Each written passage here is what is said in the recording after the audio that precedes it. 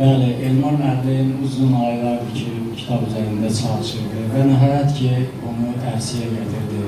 Və kitabın ərsəyə gəlməsində də mən Şəhla xanıma dərin təşəkkür edirəm. Onun da əziyyəti olub bu işdə. Ümumiyyətlə, bu kitabın ərsəyə gəlməsində hər bir kəsə təşəkkür edirəm.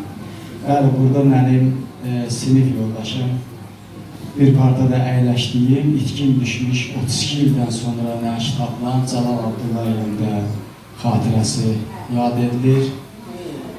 Var olsun Elmar müəllim, mən ona dedim və kitabı onun adında saldı.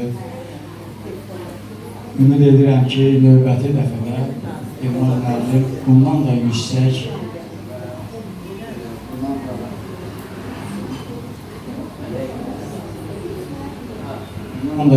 və bundan da dəyərli bir kitab ərsəyə gətirəcək. Mən buna ümid edirəm və Elmar müəllimin qarşısını bu yolda heç kimlə ala bilməz. Və bunu bilməyənlər də bilsin, mən buradan səslənirəm hər bir kəsə.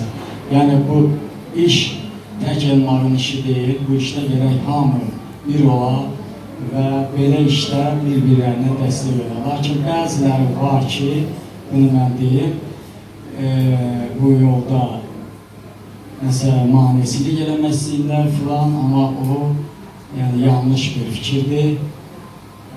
Gərək biz hamımız bir olaq, bir yumruq olaq və belə işlərdə bir yerdə olaq. Çox sağ olun diqqətinizə görə. Elmar müəllim, sizə də təşəkkür edirəm. Teşekkür ederim.